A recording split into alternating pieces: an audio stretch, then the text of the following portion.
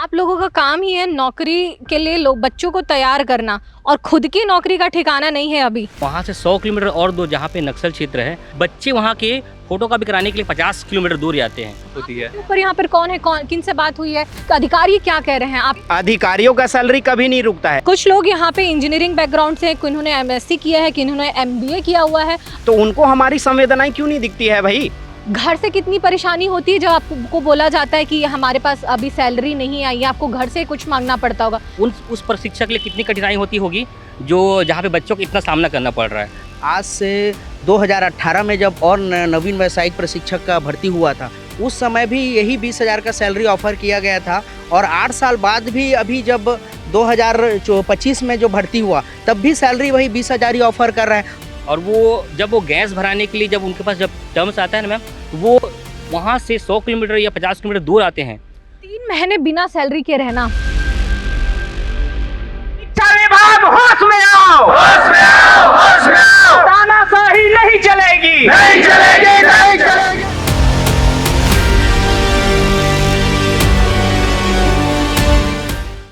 नमस्कार, मैं हूं पूनम ऋतु सेन और आप देख रहे हैं द लेंस। द लेंस के माध्यम से हमने शिक्षकों की वो तमाम जो परेशानियां हैं वो एक एक करके आपको दिखाई हैं। पहली तो डीएड अभ्यर्थी जो 2300 पदों को नियुक्ति की मांग को लेकर सामने आए थे। उसके बाद 57,000 शिक्षकों की भर्ती की छत्तीसगढ़ में बात की गई थी, अब वो बात आ चुकी है 5,000 तक। ऐसा ही एक और मामला आया है शिक्षकों की नियुक्ति को लेकर। जी हाँ, मैं आपको बताती चलूँ, छत्तीसगढ़ नवीन व्यावसायिक प्रशिक्षक कल्याण संघ, यानी वो टीचर्स जो व्यावसायिक शिक्षा देते हैं छत्तीसगढ़ के सरकारी स्कूलों में, अभी उन्हें ही 3 महीने से उनकी तनख्वाह नहीं मिली है और उन्हें नहीं पता कि उन्हें आगे कंटिन्यू किया जाएगा या नहीं। मैं आपको बताते चलूं कि राष्ट्रीय शिक्षा नीति यानी एनपीए जब लागू किया गया था तो उसके तहत 9वीं, 10वीं, 11वीं, 12वीं इन स्कूलों में एक सब्जेक्ट के तौर पर व्यावसायिक शिक्षा का प्रावधान किया गया था। यानी ऐसे बच्चे जिनको व्यावसायिक शिक्षा देने के बाद वो रोजगार के लिए तैयार किए जा सकते। आपको ये भी जानना ज़रूरी है, ये भी मैं बताते चलूँ कि अगर मैं भारत देश की मैं बात करूँ तो एक तो वैसे ही नौकरी नहीं है, और जो नौकरी डिग्रियां बांटी जाती हैं स्कूलों में, कॉलेजेस में, वहाँ पर वो व्यावसायिक शिक्षा यानी उनमें स्किल्स ही नहीं होती, ऐसी बात सामने आती है। लेकिन एक प्रयास किया जा रहा है जहाँ पर स्किल्स डेवलप किया जाए बच्चों में। आज वही शिक्षकों की हालत ऐसी हो चुकी है कि उन्हें उनकी ही सैलरी नहीं मिल रही है और उनकी तमाम परेशानियां एक एक करके हम उनको सुनेंगे, समझेंगे कि आखिर छत्तीसगढ़ की जो शिक्षा व्यवस्था है वो कैसे लचर होते जा रही है। तानाशाही नहीं चलेगी, नहीं चलेगी, नहीं चलेगी। हम अपना अधिकार मांगते, नहीं किसी से भीख मांगते। हम अपना अधिकार मांगते, नहीं किसी से भीख मांगते। पहले आपका नाम बताएंगे, आप लोग यहाँ कितने लोग हैं, आप लोगों के संघ में कितने लोग हैं, क्या है मामला, थोड़ी हमारे दर्शकों को समझाएं। मैं भूपेश कुमार साहू, नवीन व्यावसायिक प्रशिक्षक कल्याण संघ छत्तीसगढ़ का प्रदेश अध्यक्ष हूँ। हम लोग अभी लगभग करंट में पिछले 10 सालों से वोकेशनल एजुकेशन का शिक्षा दे रहे हैं गवर्नमेंट स्कूलों में। अभी हमारी संख्या लगभग 2100 के आसपास है, लेकिन अभी 400 पदों में भर्ती अभी लंबित है, तो अप्रॉक्स हमारी संख्या 2500 के आसपास रहेगी। अभी 6 महीने पहले जो है रिक्रूटमेंट हुआ था, लेकिन कंपनी का कहना है कि कंपनी और राज्य माध्यमिक शिक्षा मिशन के बीच में एक एमओयू साइन होता है जिसके अंतर्गत वो हमको सैलरी प्रोवाइड करते हैं। लेकिन कंपनियों ने 3 महीने का सैलरी दिया है, उसके बाद से 3 महीने का सैलरी कंपनी देना बंद कर दिया है। उनका कहना ये है कि जब तक जो है समग्र शिक्षा से हमारा एमओयू नहीं होता है तब तक हम आपको सैलरी देने में असमर्थ हैं। यही मांग को लेकर आज हम लोग आए हैं। चूँकि हम लोग इतने दूर दूर से अभी लगभग 1000 व्यावसायिक प्रशिक्षक नए भर्ती में हुए हैं और आज यहाँ लगभग 150 से 200 व्यावसायिक प्रशिक्षक हैं जो छत्तीसगढ़ के विभिन्न जिलों से आज आए हुए हैं, जो अलग अलग ट्रेड में अलग अलग अपनी सेवाएं दे रही हैं। अब 3.5 महीने से इनको सैलरी नहीं मिल पाना, ये बहुत ही ज़्यादा लापरवाही का विषय है और अधिकारियों, उच्च अधिकारियों को इसमें संज्ञान लेना चाहिए और हमारी संवेदनाओं को बिल्कुल उनको समझना चाहिए। पिछले लगभग 20 दिन पूर्व मैं इस बात को लेकर और यहाँ आया था और मैं ये बात रखा था कि हमारे साथ ऐसी समस्या है, आप उसमें संज्ञान लीजिए। 20 दिन बाद भी आज यही समस्या देखने को हमको मिल रहा है। इसीलिए आज हम अपनी मांग को लेकर अधिकारियों के पास आए हैं कि जितना जल्दी से जल्दी हो सके इसका निवारण कीजिए। अगर एमओयू अगर अभी 1 महीना अगर और लेट होता है एमओयू, तो हमको जो कार्यादेश मिला हुआ है हमको उसके अनुसार जो अब 3 महीने का आप सैलरी दिए थे तो उसको कंटिन्यू करते हुए हमको 3 महीने का और सैलरी प्रोवाइड कीजिए अगर एमओयू में लेट होता है। हम चाहते हैं कि जितना जल्दी से जल्दी MOU हो और हमको जो है लगातार सैलरी प्रोवाइड हो। अगर कंपनी जो है सैलरी देने में असमर्थ है तो कंपनी को आप हटाइए और हमको विभाग में लीजिए और हमको सैलरी प्रोवाइड कीजिए, जैसा भी है। आप सचिव हैं, आपसे भी मैं थोड़ी सी बात समझना चाहूँगी कि व्यावसायिक शिक्षा मंडल के तहत आप लोगों को यहाँ पर रखा गया है। इसके अलावा कंपनीज कितनी हैं जो रिक्रूटमेंट कराती हैं और क्या वही सैलरी देने के लिए जवाबदेह है? वर्तमान में अभी 8 कंपनियां काम कर रही हैं, जिसमें से अभी 4 कंपनियों ने टेंडर लिया था और उन्होंने भर्ती भी की है। लगभग उनको 2000 करीब सीट अलॉट हुई थी, जिसमें से करीब अभी वर्तमान में जो है 800 भर्तियां हुई हैं, 400 साढ़े 400 भर्ती पेंडिंग में है। उसमें कुछ मामला हुआ था भर्ती में, अब वो विवादित भी था। इसके बाद अभी जो भर्तियां हुई हैं, नई भर्तियां जो हुई हैं, उसमें उनको MOU नहीं हुआ। उसी कारण से MOU नहीं हुआ, जिसके कारण अभी वेतन जो है लंबित रखा हुआ है। और वेतन वाली बात जब आती है तो पहले कंपनी को पेमेंट करना होता है। भुगतान करने की जब सबसे फर्स्ट जो प्रेफरेंस होता है, कंपनी को भुगतान करना होता है। उसके बाद जो बिल जो लगता है रिम्बर्समेंट के लिए, वो कंपनी को फिर जो है विभाग जो है प्रोवाइड करती है। लेकिन यहाँ दिक्कत क्या है कि MOU नहीं होने का कारण बता करके जो लगातार जो विभाग जो है ऐसे बच रही कि पेमेंट नहीं कर रही है। मामला जो भी हो, लेकिन जो व्यावसायिक प्रशिक्षक अपने ग्राउंड लेवल में काम कर रहा है, उसको एक लेटर मिला, ज्वाइनिंग मिली, 3 महीने काम किया, 6 महीना हो चुका है इनको। 6 महीना होने के बाद भी अगर इनको वेतन नहीं मिल रहा है तो ज्वाइनिंग लेटर कुछ लोगों को मिला है, कुछ लोगों को नहीं मिला है अभी भी। तो ऐसी स्थिति में ये किस तरह से काम करेंगे? अगर नई शिक्षा नीति में इसको व्यावसायिक शिक्षा को एक बहुत महत्वपूर्ण स्थान आपने दिया, बहुत अच्छी जगह में आपने कहा कि इसको सभी स्कूल में चालू करना है। अभी शिक्षा मंत्री का भी बयान आया था कि इसको सभी स्कूल में चालू करना है। लेकिन इस मोड में अगर ये चलेगा, शिक्षा विभाग में अगर हम काम कर रहे हैं और हमको सैलरी नहीं मिल रही है टाइम में, मैं भी अभी पीड़ित, मतलब हमको भी टाइम में सैलरी नहीं मिलता, समय पे सैलरी नहीं मिलना एक बहुत बड़ी समस्या है।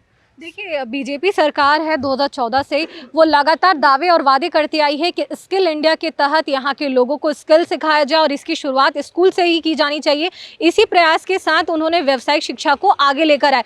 छत्तीसगढ़ की अगर मैं बात करूं तो छत्तीसगढ़ एक सुदूर अंचल के इलाकों में जहां पर बच्चे ड्रॉप आउट हो जाते हैं, वहां पर यही जो व्यावसायिक शिक्षा है वो उनके काम आती है और उन्हें रोजगार को मुहैया कराने के लिए यही स्किल्स उन्हें तैयार करती हैं। कुछ टीचर्स हैं जो अपने बच्चों के साथ भी आए हुए हैं, अलग अलग क्षेत्रों से आए हुए हैं। मैडम, कहाँ से आई हैं आप? मैं यहाँ कमल विहार से आई हूँ। मैं व्यवसाय प्रशिक्षक हूँ, ममता कुमारी। मैं भी 3 महीने से बहुत ग्रसित हूँ। घर में रेंट भाड़ा नहीं दे पा रही हूँ, बहुत तरह की परेशानी आ रही है मेरे साथ। तो मैं बोलती हूँ कि ये नहीं होना चाहिए। ये मतलब प्रॉपर हम लोगों को जिस तरह से कार्य कर रही हूँ, स्कूल जा रही हूँ, टाइम से सारा कार्य हो रहा है, उस तरह टाइम से मुझे सैलरी मिलनी चाहिए। आप लोगों का काम ही है नौकरी के लिए लोग बच्चों को तैयार करना, और खुद की नौकरी का ठिकाना नहीं है अभी। क्या कहना चाहेंगी इस पे? मैम, समाज सेवा थोड़ी कर रहे हैं हमको भी अपना घर चलाना होता है भाई। जैसे हम प्रॉपर स्कूलों में पढ़ा रहे हैं, वैसे हमारी सैलरी भी टाइम पे आनी चाहिए ना। ऐसा नहीं है कि हम फ्री में थोड़ी कमा रहे हैं, है ना, फ्री में थोड़ी ज्ञान दे रहे हैं। आजकल सबको चाहिए, राशन चाहिए, पानी चाहिए। हाँ, सब बिजली का बिल देख रहे हो कैसा बढ़ रहा है, क्या हो रहा है, सब चीज़ है भाई, सब कुछ भी नहीं। जब हर चीज़ बढ़ रहा है तो हमारा सैलरी भी बढ़े, सैलरी भी टाइम पे मिले। सैलरी भी तो उतनी है ही नहीं ना हमारी। कभी नहीं रुकता है मैडम। हाँ। अधिकारियों का सैलरी कभी नहीं रुकता है, लेकिन जो अनियमित कर्मचारी है, जो अलग अलग ठेका में काम कर रहे हैं, तो सरकार की जवाबदेही क्या है? अधिकारी ही तो उच्च विभाग में बैठे हैं ना, तो उनको हमारी संवेदनाएं क्यों नहीं दिखती है? भाई आपको अपना सैलरी टाइम में चाहिए, और हम इतना साल से काम कर रहे हैं, हमको क्या एक समय में सैलरी का हम अधिकार नहीं है क्या? देखिए, यहाँ पर पीछे आप जितनी भी भीड़ सकती हैं, युवाओं की भीड़ है जो टीचर हैं। अभी कुछ लोग यहाँ पे इंजीनियरिंग बैकग्राउंड से, किन्होंने MSc किया है, किन्होंने MBA किया हुआ है, अलग अलग यहाँ पर उनका एजुकेशन बैकग्राउंड है, और MTech भी किए हैं कुछ लोग। तो आप सब अंदाज़ा लगा सकते हैं कि छत्तीसगढ़ को अगर हमें स्किल इंडिया बनाने के लिए दिशा में प्रयास करना होगा, तो इन शिक्षकों की नियुक्ति पर उन्हें पहले वो सारे कार्य करने होंगे ताकि छत्तीसगढ़ को आगे बढ़ाया जा सके। मैं आप लोगों से जानना चाहूँगी, आप लोग सब युवा हैं, घर से कितनी परेशानी होती है जब आपको बोला जाता है कि हमारे पास अभी सैलरी नहीं आई है, आपको घर से कुछ मांगना पड़ता होगा? कैसे बीत रहा है आप लोग का ये समय? घर में भी बहुत सारे कार्यक्रम होते हैं मैम समय पे, और समय पे अगर सैलरी नहीं मिल पा रही है तो उसका बाद में मिलने से कोई अर्थ नहीं बनता है। कहाँ से आए हैं आप? खैरागढ़ से। खैरागढ़ से। क्या कहना चाहेंगे? मैम, मैं ये कहना चाहूँगा कि हमें भी समान वेतन मिले शिक्षकों की तरह, और टाइम पे मिले वेतन। कितने घंटे ड्यूटी करना पड़ता है आप लोग को? हम लोग को 10 से 4 और एक्स्ट्रा टाइम भी करना पड़ जाता है कभी कभी। यानी एक जो रेगुलर टीचर होता है, जो सरकारी शिक्षक होता है, उतने ही घंटे आप लोग ड्यूटी करते हैं, उसके बावजूद आप लोग की सैलरी कितनी मिलती होगी? क्योंकि 8 कंपनीज है जो आप लोग को रिक्रूट करती हैं, क्या आप लोग को सभी लोगों को समान वेतन मिलता है? नहीं मिलता मैम, लगभग 15 भी है। हाँ, यहाँ पे भी असमानता है हमारे पास कि कुछ जहाँ जो पुराने VT हैं उनको, पुराने प्रशिक्षकों को 23,000 रुपये की सैलरी मिल रही है, उसमें भी 1,000 रुपये लंबित है जिसको पेंडिंग रखा गया है। अभी भी वो 1 साल से पेंडिंग है और लगभग साल भर कंप्लीट होने वाला है। और नए जो प्रशिक्षक जो आए हैं उनको 20,000 में नियुक्ति मिली है।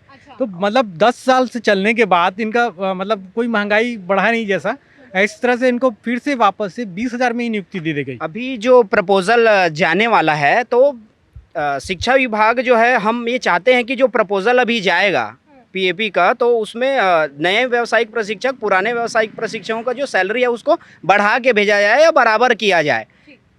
मैडम, एक बात मैं कहना चाहूँगा, आज से 2018 में जब और नवीन व्यावसायिक प्रशिक्षक का भर्ती हुआ था, उस समय भी यही 20,000 का सैलरी ऑफर किया गया था। और 8 साल बाद भी अभी जब 2025 में जो भर्ती हुआ तब भी सैलरी वही 20,000 ही ऑफर कर रहा है। तो क्या इतने सालों में महंगाई और बाकी जो अन्य सामानों का रेट है, राशन पानी पेट्रोल, क्या नहीं बढ़ा हुआ है क्या मैडम, कि 8 साल बाद भी हमको वही 20,000 सैलरी में फिर से रखा गया है? लेकिन अधिकारियों का DA तो हर साल बढ़ता है। जी बिल्कुल मैडम, अधिकारियों का DA प्रति वर्ष बढ़ रहा है, लेकिन उस एवज में हम भी स्कूलों में जो रेगुलर शिक्षक है, जो नियमित शिक्षक है, उन्हीं के समान ही काम कर रहे हैं, लेकिन उनके वेतन में असमानता देखिए और हमारे में देखिए कि कितनी समानता है ना। एक वो शिक्षक हैं जिनको 80,000 90,000 उनका सैलरी है, और सेम वही ग्राउंड लेवल में उतने ही बराबर हम लोग भी काम कर रहे हैं, 9वीं से 12वीं के बच्चों को पढ़ा रहे हैं, लेकिन हमारा वेतन इतना कम क्यों है? जबकि इसको नया शिक्षा नीति 2020 में व्यावसायिक शिक्षा को बड़ी प्रमुखता से रखा गया है कि इसको प्रत्येक स्कूलों में लागू करना चाहिए। भारत देश के प्रत्येक स्कूल में व्यावसायिक शिक्षा लागू होनी चाहिए। सरगुजा बस्तर से आप लोग मेरे को वहाँ की चुनौतियाँ बताइए। एक तो बच्चों को कितनी मुश्किलें होती हैं? मैम, पहली बात तो ये है कि मैं सुकमा ज़िले में था पहले, टेलीकम्युनिकेशन के क्षेत्र में, तो वह तो अच्छा था कि मैं प्रॉपर सुकमा ज़िले में था, लेकिन वहाँ से 100 किलोमीटर और दो जहाँ पे नक्सल क्षेत्र है, हाँ कोंटा, और वहाँ पे, तो वहाँ पे मैं देखा हूँ, मेरे एक मित्र हैं वो जांजगीर चांपा ज़िले से हैं, तो वो बताते हैं कि यार यहाँ पे मतलब बच्चे वहाँ के फोटो कॉपी कराने के लिए 50 किलोमीटर दूर जाते हैं। फोटो कॉपी कराने 50 किलोमीटर दूर? नेपाल एक जगह है, वहाँ पे जाते हैं, और वहाँ पे महंगाई इतनी है कि 10 रुपये के नीचे तो फोटो कॉपी होता भी नहीं है। आप लोग की वहाँ रहने के लिए कोई व्यवस्था तो नहीं होती होगी? रहने के लिए वहाँ पे रेंट, मैं तो जहाँ पे जिले पे था तो रेंट चल जाता था मैम। आप लोग खुद ही रेंट देते होंगे? लेकिन मैं सोचता हूँ कि उस प्रशिक्षक के लिए कितनी कठिनाई होती होगी जो जहाँ पे बच्चों को इतना सामना करना पड़ रहा है।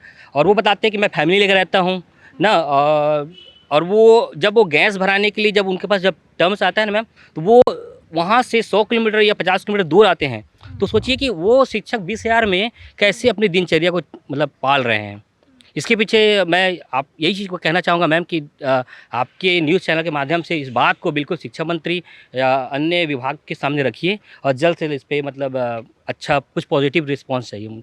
देखिए, शिक्षा विभाग में गड़बड़ियों की हम लगातार आपको बात दिखाते रहे हैं। शिक्षक भर्ती से लेकर तमाम जो शिक्षक वर्ग है वो खासा नाराज यहाँ पर नजर आ रहा है। युवा वर्ग वो एक तरीके से अपने आप को ठगा हुआ महसूस करने लगा है, क्योंकि यही बीजेपी सरकार ने जब इलेक्शन के पहले चुनावी वादे किए गए थे तो उन्होंने साफ तौर पर अपनी घोषणा पत्र में लिखकर दिखाया गया था कि हम 57,000 शिक्षकों की भर्ती करने वाले हैं। लेकिन मिलता क्या है? व्यावसायिक प्रशिक्षण जो ऑलरेडी अपने अपने क्षेत्रों में, चाहे वो टेक्निकल क्षेत्र हो, किसी भी तरीके के स्किल्स डेवलप करने की बात सामने आती है तो वहां पर स्थिति बहुत ही खराब हमको सामने दिखाई देती है। मैं सरगुजा संभाग से आया हूं, वहां पर बहुत सारा अनियमितता, मतलब स्कूल तो जाते हैं हम लोग को एक्स्ट्रा, वैसे वो गुड फेस में चलता है, दूसरे सब्जेक्ट पढ़ाने के लिए बोलते हैं तो कर देते हैं, पर टाइम पे सैलरी नहीं मिलेगा तो हम लोग काम कैसे करेंगे? मोटिवेशन तो पैसे से ही मिलता है। 3 महीने बिना सैलरी के रहना बहुत मुश्किल है मैम। जैसे कि अपन EMI चल रहा है, उसका तो एक्स्ट्रा पैसा देना पड़ता है। बिजली भी अगर लेट हो जाता है हम उसका पैसा दे रहे हैं, लेकिन हमारा 3-3 महीना का लेट हो रहा है तो नुकसान तो हमारा ही हो रहा है। एक तो EMI का अलग से दे रहे हैं, बिजली बिल का अलग पैसा दे रहे हैं, प्लस हमारा ही पैसा लेट हो जा रहा है मैम। दिक्कतें तो बहुत होती है। ऊपर यहाँ पर कौन है, किन से बात हुई है, अधिकारी क्या कह रहे हैं आपने? क्योंकि पहले भी 20 दिन पहले भी बात रखी है। कुछ दिन पहले MD मैडम से बात हुआ था। नाम बताइए MD मैडम का। प्रियंका शुक्ला मैम से बात हुआ था, लेकिन प्रियंका शुक्ला मैम का कहना था अभी तो मैं नहीं आई हूँ, तो फिर मेरे को चीज़ें को समझने में थोड़ा समय दीजिए। उसके बाद तो मैडम जो है अलग जगह चली गई है, उनका प्रमोशन हो चुका है। डीडी सर से हम लगातार बात कर रहे हैं कि बताते चलिए, आप अधिकारियों के नाम बताते चलिए, कौन किन से बात हुई है, किन्होंने क्या कहा है, वो हम जानना बहुत ज़रूरी है दर्शकों को। कौशिक सर से बात हुआ है हमारा, जो डीडी सर हैं यहाँ, तो उनका कहना था कि अभी उनके द्वारा हमको 3 महीने का सैलरी दिलाया भी गया था, क्योंकि पिछले 6 महीने से उनका सैलरी पेंडिंग था। तो कार्यादेश के अनुसार उनके पहल से 3 महीने का सैलरी हमको मिला भी है, मतलब नए व्यावसायिक प्रशिक्षकों को मिला। वो 3 महीने का सैलरी एक साथ मिला था कि नहीं? वो भी ज्वाइनिंग के 3 महीने तक इनको सैलरी नहीं दिया गया, उसके बाद वो 3 महीने का सैलरी इनको रिलीज किया गया था। सितंबर तक का सैलरी, जुलाई से लेके सितंबर तक का सैलरी हमें अक्टूबर में मिला जी, एक साथ मिला। 2.5 महीने जनवरी आ चुका है, लेकिन अक्टूबर, नवंबर, दिसंबर और अभी जनवरी इन महीनों की सैलरी अभी तक नहीं आई है। मैडम, कितनी तकलीफ हो रही है? एक शिक्षक है, आपके अंडर में कितने सारे बच्चे होंगे, स्किल डेवलप क्या सिखाती हैं आप उनको?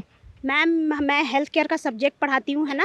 और इतने दिनों से हम, मतलब 6 महीना हो गया हमको तो न्यू ज्वाइनिंग हुए, हम लोग न्यू ब्यूटी हैं। मेरे पीछे भी बहुत सारे आप लोग देख रहे हैं, कितने सारे एम्प्लॉयज़ यहाँ पे आए हुए हैं। ठीक है, कंपनियाँ ठेका ले रही है, ठीक है, वो सारी चीज़ें ठीक है, लेकिन उसके बाद वो तो उनकी परेशानियाँ हैं कि हमको तो हमारी सैलरी चाहिए।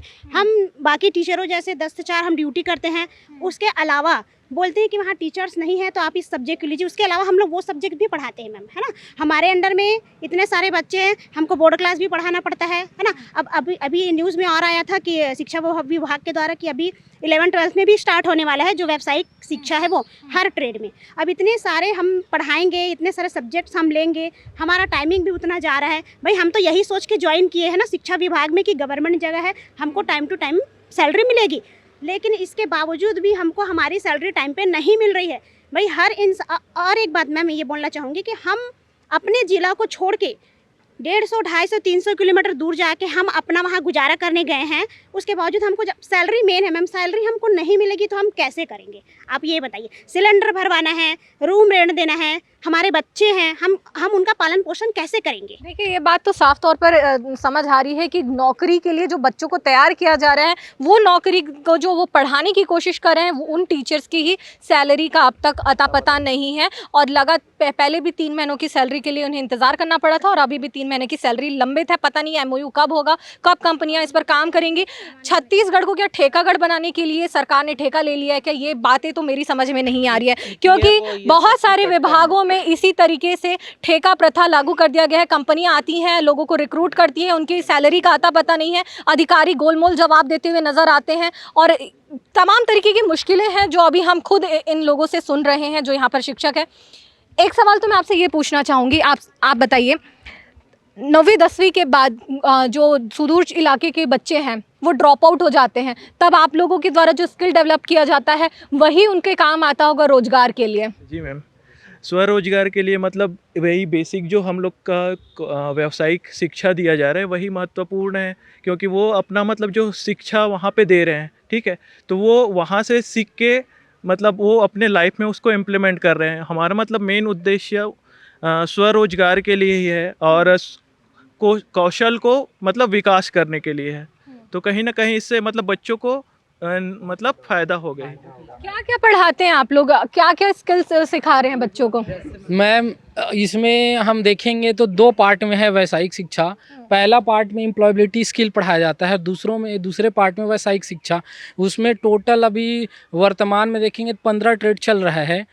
कौशल विकास में बच्चों को क्या मूलभूत चीज़ें हैं जो बेसिक ज्ञान है, हम जैसे कंप्यूटर का ज्ञान हो गया, साथ में कैसे आप उद्यमी बन सके, उद्यम शिक्षा भी है उसमें, साथ में पर्यावरण का पूरा जो हरित कौशल, जितना भी कौशल ओरिएंटेड, जितना आज के वर्तमान में ITI में जो पढ़ाया जाता है, सेम स्कूल में ही ITI ही पूरा कराया जा रहा है। और व्यावसायिक शिक्षा में जो 15 अलग अलग जो ट्रेड चल रही है, वो 15 सब्जेक्ट में जैसे हेल्थ केयर हो गया, प्लम्बिंग हो गया, कंस्ट्रक्शन हो गया, ऑटोमोबाइल, ये सारी चीज़ वो सीख के वो आराम से आज बिना स्किल के कुछ हो नहीं सकता, वो अपना स्वरोजगार उससे कर सकते हैं। लगभग उनमें से सब ने अपना एजुकेशन में अच्छे खासे खर्च, सब बीटेक है, एमबीए है, कोई नर्सिंग किया है, सब ने ऑलमोस्ट 4 से 5 लाख रुपए हमने खर्च करके एजुकेशन किया है। आज एजुकेशन कितना महंगा आप देख सकते हो, फिर भी आप हमको अगर 20,000 रुपये मिल रहा है उसमें कुछ हो सकता है आज के डेट में, वर्तमान स्थिति में आप बताइए।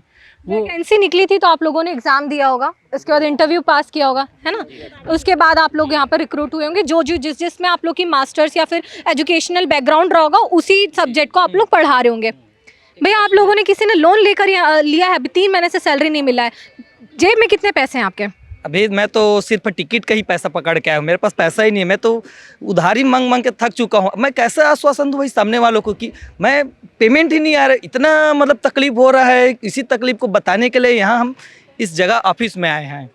भैया आपके साथ क्या दिक्कतें हैं? आपके घर में कैसे चल रहा है परिवार आपका?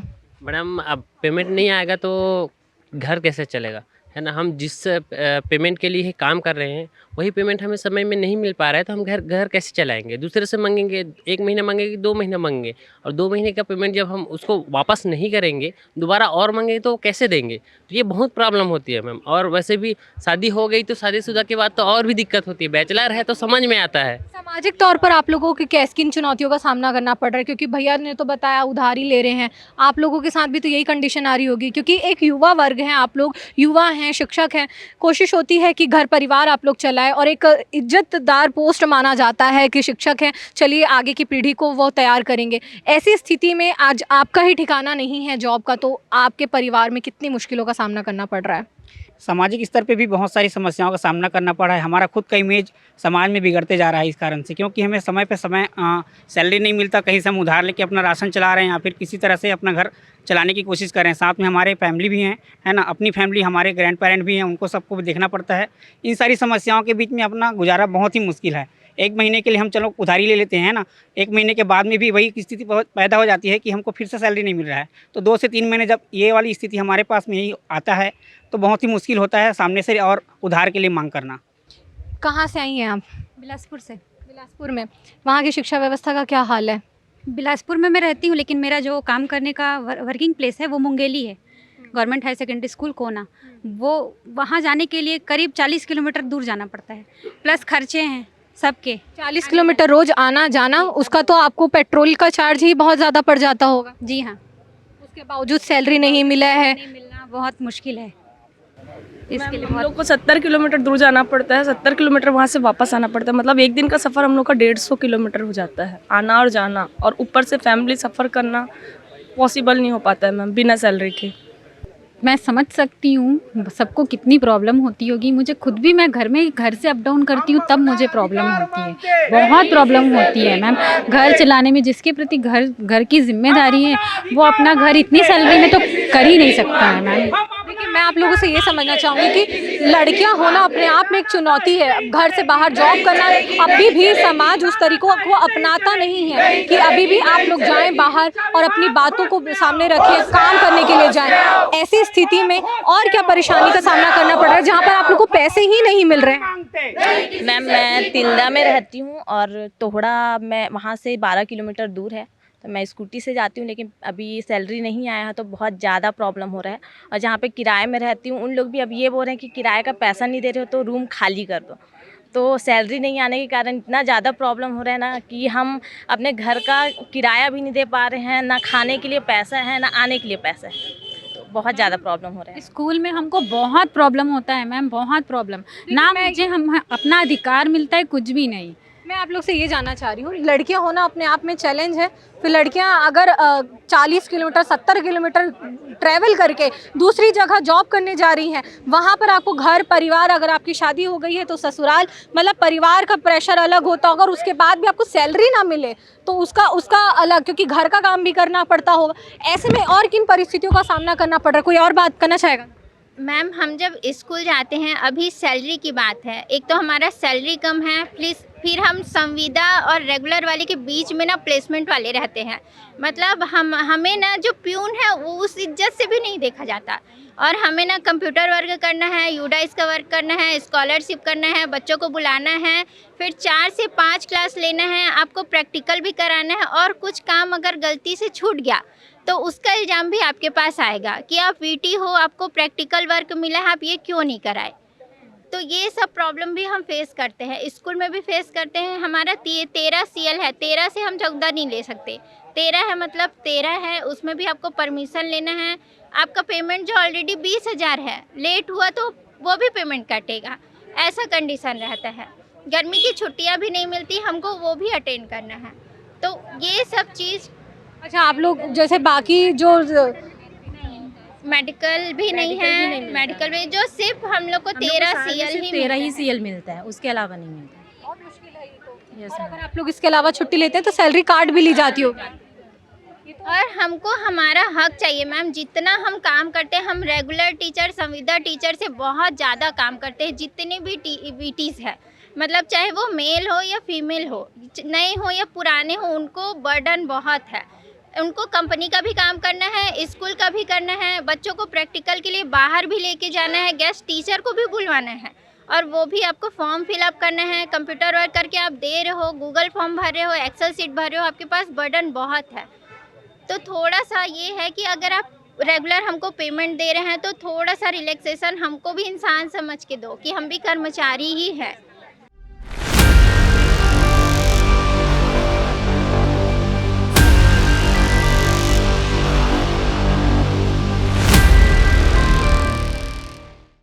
तो अभी हमने व्यावसायिक शिक्षा देने वाले टीचर से बात की। छत्तीसगढ़ माध्यमिक शिक्षा मंडल के तहत यहाँ पे कार्यालय संभागीय संयुक्त संचालक का ये भवन है। यहाँ पर जो अधिकारी बैठते हैं, ये जो योजना है समग्र शिक्षा के अंतर्गत चलती है, ये आप साफ तौर पर देख सकते हैं। प्रधानमंत्री नरेंद्र मोदी एक योजना लेकर आए थे, नेशनल एजुकेशन पॉलिसी, जो नया एजुकेशन पॉलिसी लागू किया गया है, उसके तहत यही टीचर्स हैं जो व्यावसायिक शिक्षा देने के लिए जवाबदेह हैं। लेकिन आज उन्हें ही अपनी ही उनका MOU नहीं हुआ है। 8 अलग अलग कंपनीज़ हैं, सभी के अलग अलग वेतन हैं, उन्हें अलग अलग तरीके के मतलब उनकी बहुत सारी चुनौतियाँ हैं जो अभी हमने सुना और आप तक बताया भी। तमाम तरीके की जो चुनौतियों का सामना तो उन्हें करना पड़ रहा है, लेकिन सबसे महत्वपूर्ण बात है उन्हें 3 महीने से सैलरी नहीं मिली है। यहाँ पर अधिकारियों की सैलरी तो छोड़िए, उनका अगर DA नहीं बढ़ता है तो वो हड़ताल पर चले जाते हैं। लेकिन वही जो टीचर्स हैं जो बच्चों को नौकरी और रोज़गार डेवलप करने के लिए यहाँ पर जवाबदेह हैं, उन्हें ही अब नौकरी के लिए उनको पैसे नहीं मिला जा रहा है। 3 महीने से वो नौकरी कर रहे हैं, इसके पहले भी 3 महीने की जो सैलरी थी वो कई दिनों के बाद उन्हें दी गई थी।